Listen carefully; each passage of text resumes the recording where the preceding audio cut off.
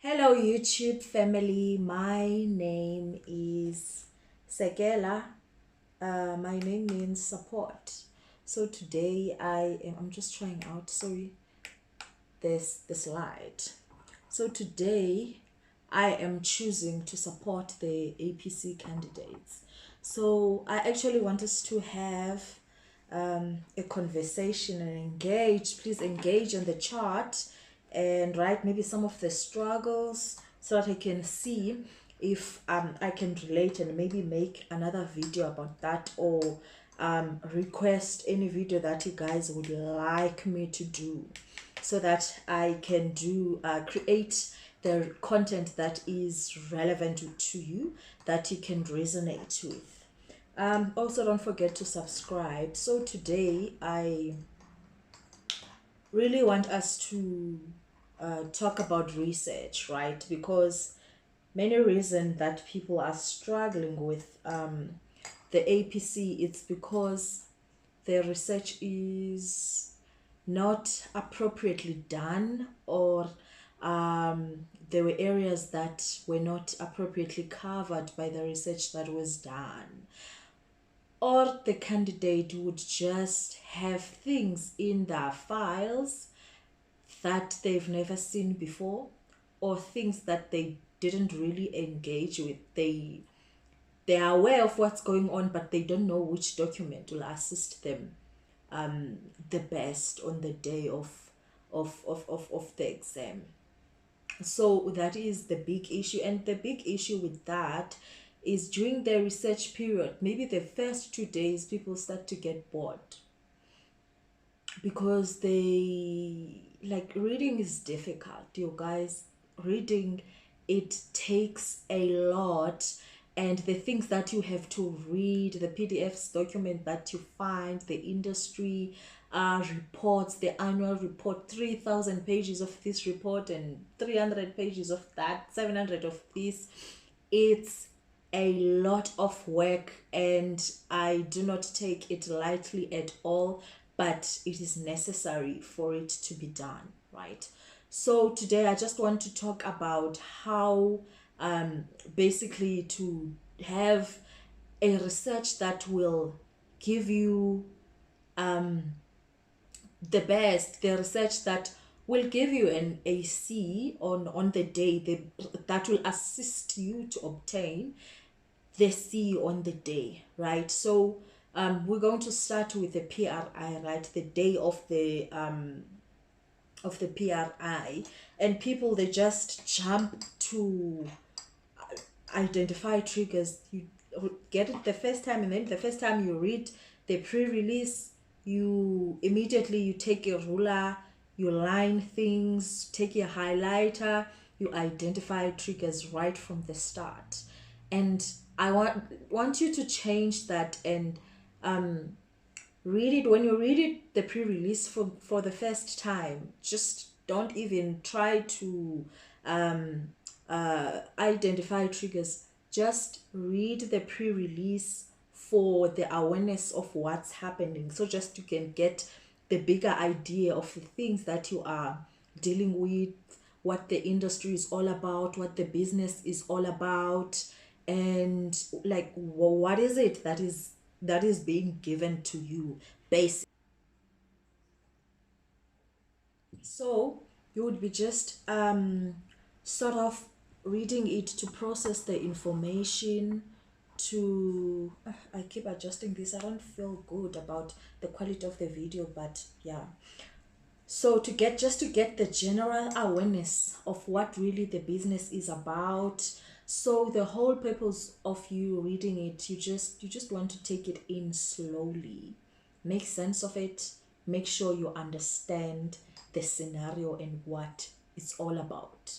At least it's something that you can see. When you visualize it, you just think and just process the information. And most importantly, it should not be rushed, because with rushing things, you are standing a risk of missing out some key information from what is given to you.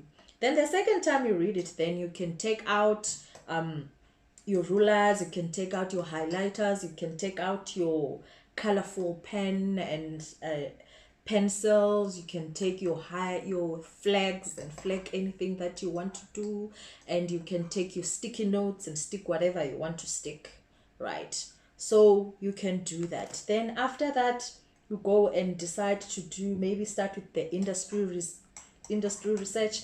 And the purpose of the industry research is for you to understand what are the key issues in the industry. You're not just reading to find out what is the industry doing, what is what. Find what are the key issues in the industry, what are the key risks, what are some of the opportunities that are there, what are the key competitors that are there, and what is it that they are doing right, and what is it that they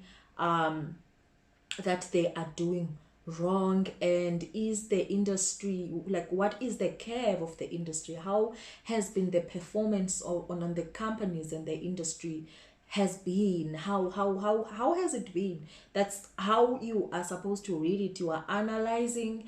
If somebody is giving you a report to say, okay, this is what I found on this report, this is what is actually happening in this industry, people are going through this direction. Don't just take that and put it in your file, and you have to analyze it first for your own understanding. You have to think for your own self.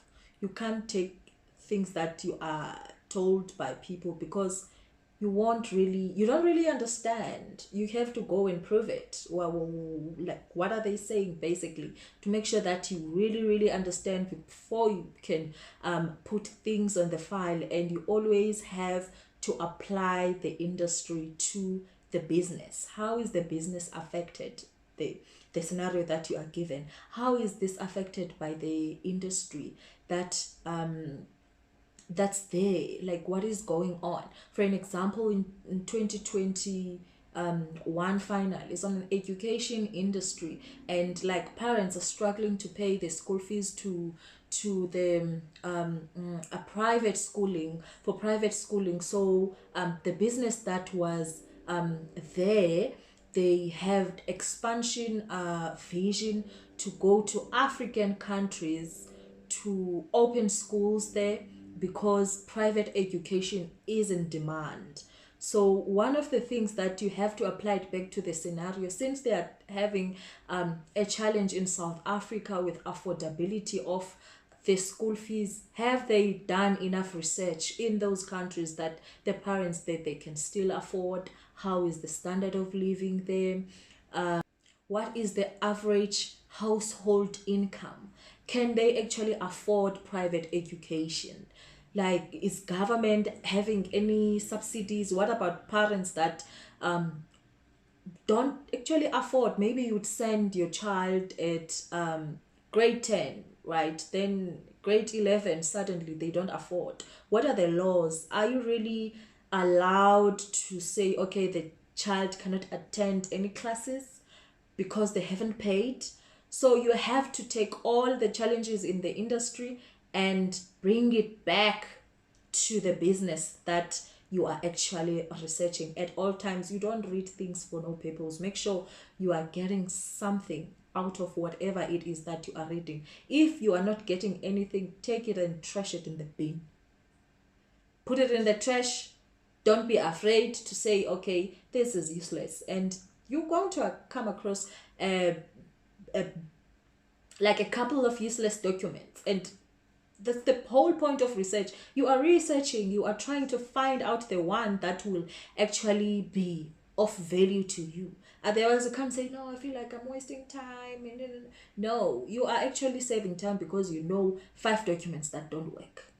Take them and put them in the bin. Don't waste any time further. It's gonna waste your time on IOD when you try to force it and fit it on the business or on the scenario. So that's how you're supposed to do it. And then after you have applied those, identifying the key issues on the industry and how are they affecting the business, think of trying to think of what can the business do to prevent those issues. If you can't prevent them, how can you deal with them then? How can you solve them? Think of that. Think of you need to be solution driven. Think of solutions that are there to the problems that are in the industry. Do you have any? Because it's affecting your business at the end of the day.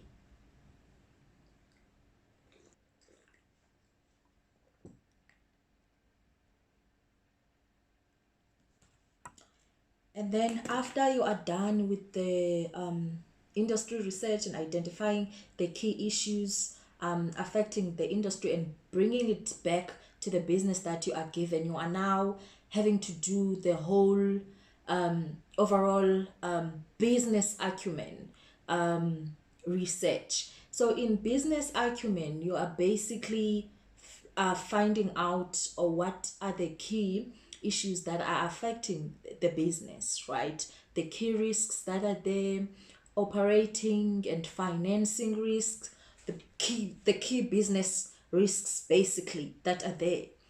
Whether you are getting them from the scenario or you are getting them from the competitors or you are getting them from the industry research itself. And then you need to do your SWOT analysis. One of the key mistakes that people do on the SWOT analysis, they often swap the S means strengths with the opportunities. And strengths, it's internal. It's what the business is able to do, what the business strong points. And the opportunities is external. What are the opportunities that exist out there in the market? So you cannot swap the two, or confuse weaknesses with threats, because a threat is something that is yo, threatening the business. I'm so sorry. I'm bad with pronouncing the R, especially when they are mixed with a T, like threat. Apologies. So make sure you don't confuse the two.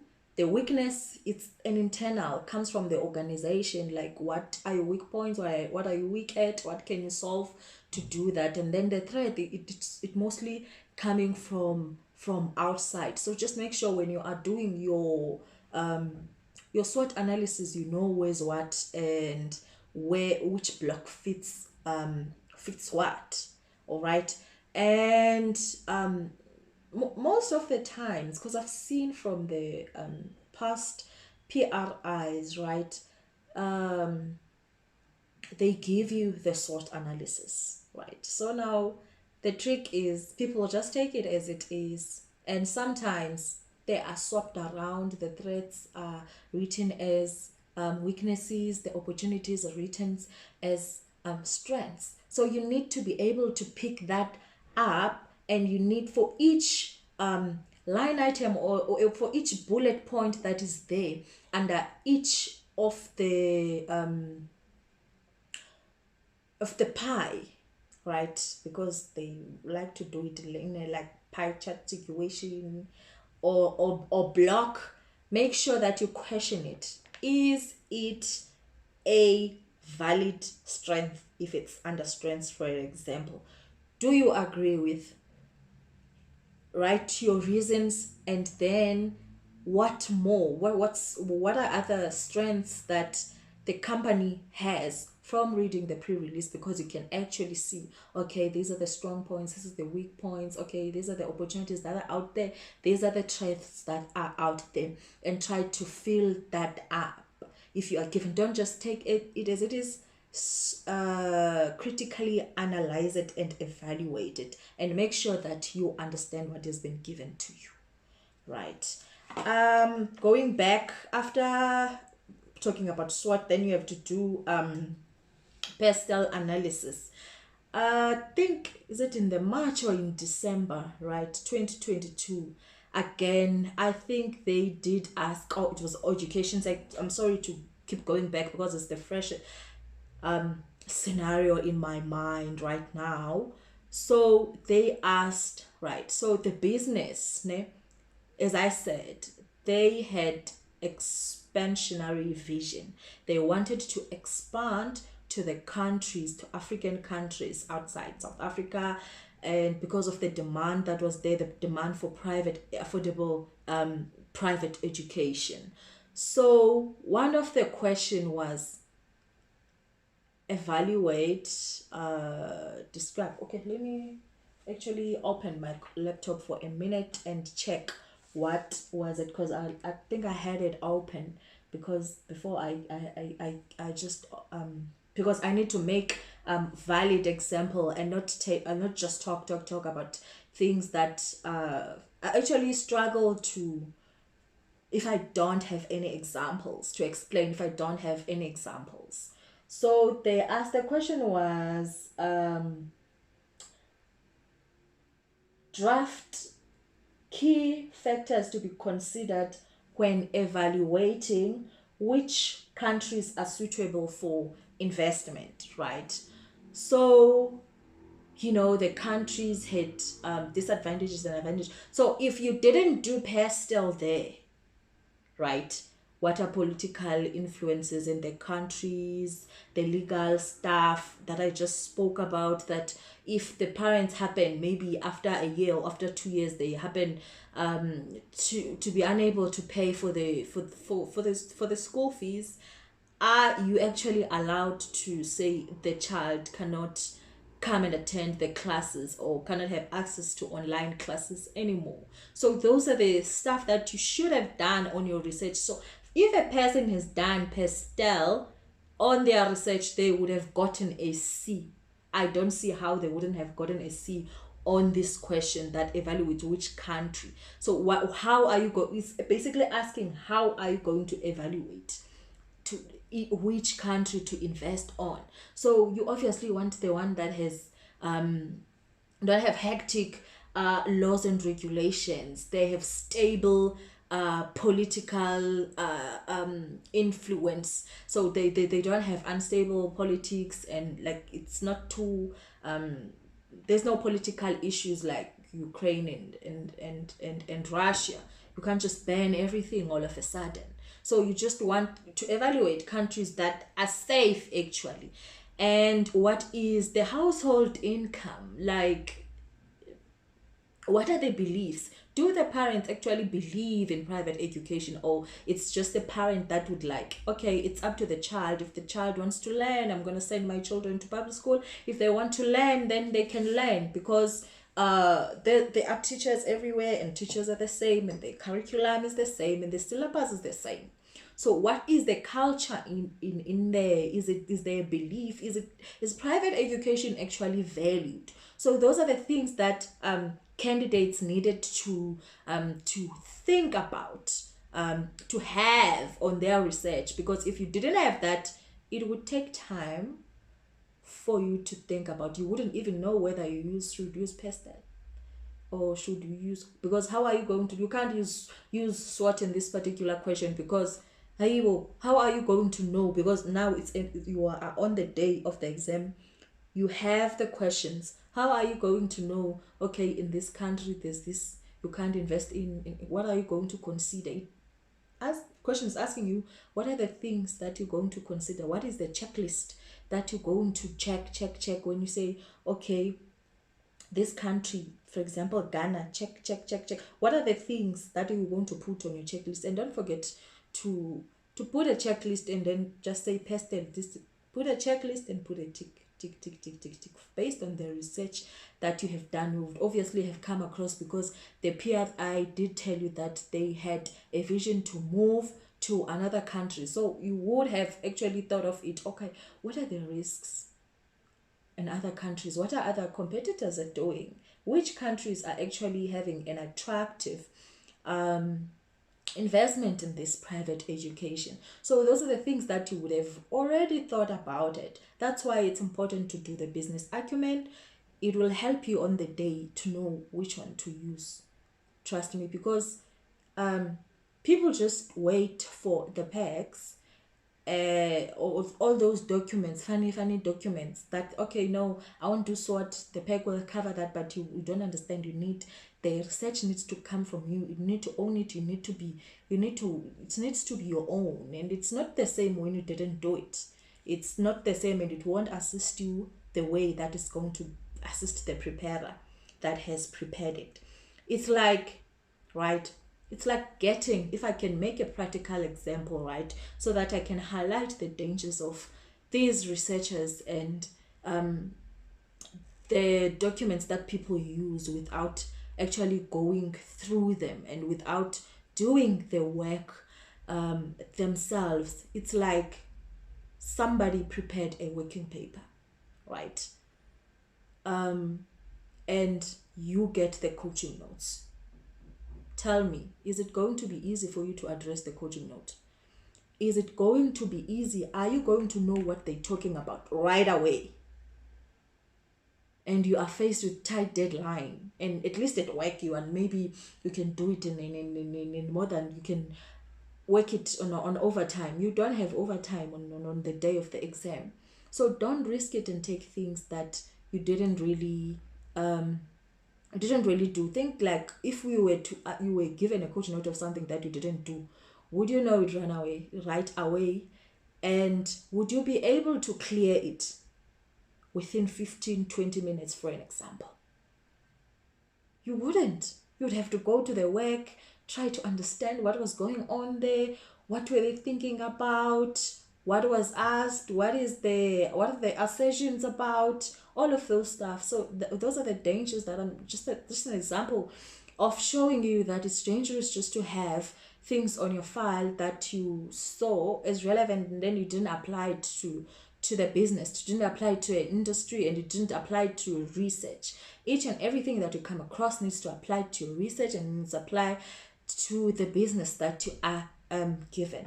And then after PESTEL, you need to do Porter's 5 forces, evaluating threats, arrivals of the new customers, the suppliers, the bargaining power of suppliers, and the bargaining power of the buyers. And all of that is doing is just to give you more insights about what's there, and what is it that is happening, right? So you also need to do that. It could be asked, you don't know. It doesn't have to be triggered. It will be asked. It's part of the research that it has to be done. And other thing that people always forget to do is the UN's strategic goals, sustainability, right? So they could ask them, like, what is the business contribution to the UN's strategic goals, right? Without giving you the list of goals that are there for you to fit. Okay, what is it about? So once you receive your PRI, you need to go through it to find out, okay, what's the contribution to the UN's strategic goals and visions. You need to do it right away because it could be asked, okay? And you need to do the evaluation of the 6 capitals, like human capital, technological capital, like what's going on in there, in case that is also asked. And the financial analysis, of course, it's not difficult. You can the easier way to do the financial analysis and the ratio stuff is to take the pre-release that you are given, PDF, go online, say, type on Google, convert PDF to Excel online. Then it's going to convert itself, and then you only take the ones that has numbers in there, and then you just type your formulas out so that it calculates the ratios that you want to calculate. Don't do it manually. It's just too much of going through the calculator, and it's going to take too much time. Just do the conversion. I believe it's the easier way. Of course, if you have another easier and efficient way for you to do it, you are more than welcome to actually do that. Then one of the questions that I've come across, or people that would ask me, mostly my mentees, they would say, okay, during the research, right, since they have to make sense and bring stuff that they read from online to the business and the industry, and evaluate and to analyze the information, just to get the context and all the information, in fact, that they need to know, and then now they feel like doing summaries of their understanding that they've gained. So they are struggling to type out because they're slow in typing, they feel comfortable in writing. Is it fine for you to write out your summaries? I wrote out my summaries. I am a firm believer of writing things down instead of typing. Guys, I don't know, maybe old school or what, but even my brain processes things better when I write pictures, like mind map, and connecting the dots of everything, of that big idea, how it actually come together, and how does everything fits together, and how do the dots actually connect. So I am a firm believer of writing and making mind maps, and like I just say, if you're comfortable in writing and it's faster for you and it works for you, and it just gives you and paints that you the ideas the easiest than typing stuff out, go for it. Do whatever is easier for you, because you can just take your exam pad and put it inside your file, and your notes are there. You are able to just pull it out and read it, and then retype it on the computer on the day of the exam. There is no danger. Just make sure that you can read your own writing, because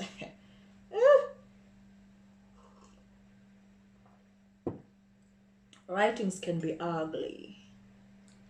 You know, if the owner can't even read their own writing, like, you're in the wrong profession. Why didn't you do medicine? How did you pass grade R? Go get your change. Like, how did you get away with such a murder from grade R? No, Gabadianin.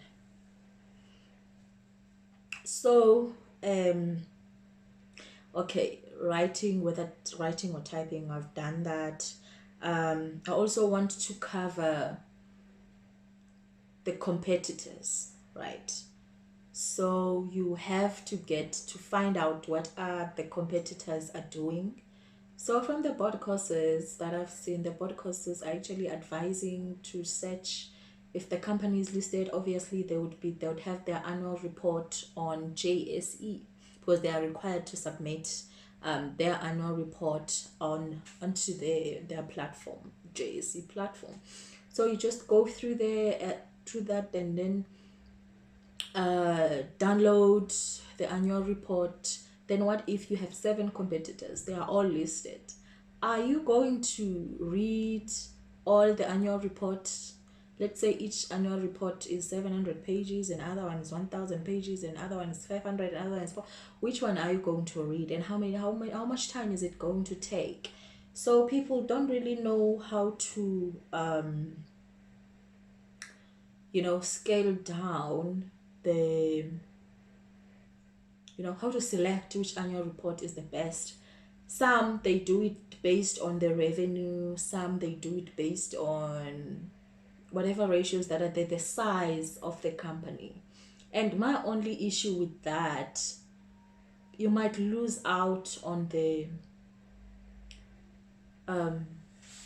when you look on the notes, and then you find the key issues that are similar to your company there, you might lose out on those. They might not have every issue that your business has.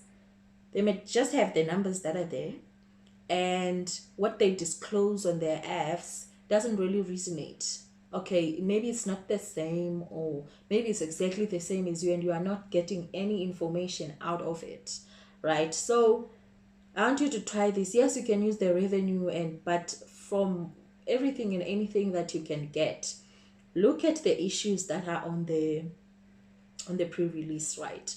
And then particularly the accounting issues, because they are the ones that sometimes you don't know how they should account for this. So you would really like to go to a similar company and see how they're accounting for stuff, right?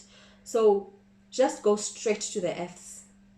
Go straight to the notes and see how are they accounting for things. Even if they have they are just out with their revenue numbers, just go and look at their notes and find out how are they treating their leases, if leases are the key issues. If it's the valuation of assets, how do they value their assets, and who helped them value their assets? Do they have an independent valuer? If they had an independent valuer, go search it up. It's highly likely that it's on Google. Their valuation report of the asset is on Google, or the business itself. If it was valued, it might happen that the valuers have uploaded it on Google, right? Just find out. So make sure when you are going through the annual report, you are not going through word by word, because that is not going to help you. From the issues on the pre-release information, use those key issues to find more about them from the similar companies. Or maybe you just want to benchmark the company against, then you can use the ones that are just similar in numbers. If you are benchmarking, oh my god, where have you heard benchmarking? Benchmarking the ratios or their numbers against the competitors and the industry itself, then you will need the ones that are similar in terms of the numbers and the average in the industry anyways. So in terms of benchmarking, in terms of that, you're going to use the numbers. But in terms of the accounting issues, you won't find them by looking at the competitors' numbers. You have to go to the notes of the financial statements and see how is it that they're actually accounting for it, and make notes about that. And that's how you are supposed to do it. And make sure you always bring it back, bring back the competitors' issues. How are they dealing with their challenges? Maybe you can take some advices from your competitors. You can take some notes from your competitors and copy them. And how are they dealing with their threats? How are they how are they dealing with the disaster issues like COVID and KZN and whatever it is that the disaster is there in the industry, right? So that's how you are supposed to do your research. And then at the end, you actually have to put it together and like just connect all the pieces together, all the strategic objectives that are there, make sense of them. Do they actually have the money to do whatever, I have hiccups, whatever it is that they are planning to do? Have you covered all the key? Who are the key customers? Who are the key competitors? How is their revenue? Is it paid? Do they get revenue annually? In the example of the school, it was like annual tuition fees. There are no monthly stuff. How are they paying for the expenses if they're only getting the revenue in the beginning of the year? The salaries, are they all, if the school the parents didn't pay, how are they going to pay the salaries then, right? So those are the analysis and the things that you need to consider in doing your research. And always have a big picture and thinking in your mind. And just to take an hour after you are done with your research, which it should take about 2 days mostly. People don't want to spend even 4 hours. So just the industry research, whether you focus on it or you do it combined with the technical triggers, it will obviously take some time, because being too technical without applying it to the issues of the industry and to the specific to the uniqueness of the assets, or to the uniqueness of the business, then it will not help you, because you are not different than ITC. Because ITC is about being technical, whether this is how you account for this, or whether or not whether it is right or not, it should be based on the standard. There are some some stuff that are not really applicable on the real world scenario, that don't really fit the standard. So you have to go and find out what other competitors are doing. The standard is not saying you are right, and the standard is not saying you are wrong. So it is your job to research what is it that, what's the right way to go about it, right? And the right way also, it has to be in the best interest of the company, and it has to be in the best interest of the users of the annual financial statement. It needs to be fair as well. So that's your job in terms of evaluating. So make sure that you put together everything makes sense, you appropriately understand the business that is given to you, you understand what's out there, and you are comfortable with the competitors that you have chosen. In the instance where you do not have a listed company, and it is really, really difficult to find the annual reports, but there would be some reports that would really assist you then on Google. So you just have to keep on researching, and don't frustrate about the fact that the company that you are being given is not listed. Keep researching to find the information on the internet. And yeah, I think that's it for today. I think I'll post another video on the IOD, and I don't know what else then I would really need to post about. But for now, this is where it ends. I wish you all the best. Make sure you are always up, guys. And I actually want to discuss the 12 a.m. madness.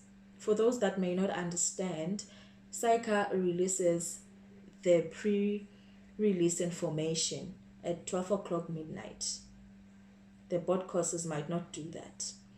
So people wake up at 12 and wait for that. And I don't believe in that thing at all. I think it's madness, and I don't really think it has never worked for me. I. So I have to post another video about that and other small. Oh, I want to post about the e-writing software. What are the hacks that can help you to make your solution look pretty and really nice? Because people sometimes they when the printout comes out, like when you are reviewing your script against the solution, you just see things didn't type correctly, and maybe you did too much spacing, and that just doesn't look good. So I need to post a video to help with that. Then it's gonna be the IOD, and then that's it. So I hope to see you again. Please do subscribe and like and comment. What are you struggling with on the comment sections? What do you want me to cover? And I'm more than happy to cover anything and do it as best as I can, actually, to assist, because my name means support, and I really want to support you guys. It has taken me a lot to gain the CASA designation. I don't really wish that anybody else would go through what I went through. So I just want to, if it is my wish, if just everyone can just pass on first time. It doesn't matter again how many times have you been repeating it, or how many times have you been doing it. Can you pass it? You guys, because that thing affects you mentally. It affects you mentally. You start to doubt yourself. Are you really competent? And the salaries, it's a lot. You can actually get depressed from failing APC. But I believe that you guys are stronger than that. You will rise above that, and you will stay consistent to the process and follow whatever the board course is saying, and do the exercises that the board course is requiring you to do, and in fact trusting on the process and believing it in yourself, believing in yourself that you can, and just following and just researching, being on the news all the time, finding out what's happening out there, and what do you think about it, and calling some few friends that are doing APC as well and ask their views. What do they think about this accounting issue that is out there? That is what is going to prepare you for the final exam, what is going to assist you. And you also need to practice thinking on your foot, right? Okay guys, bye. Subscribe.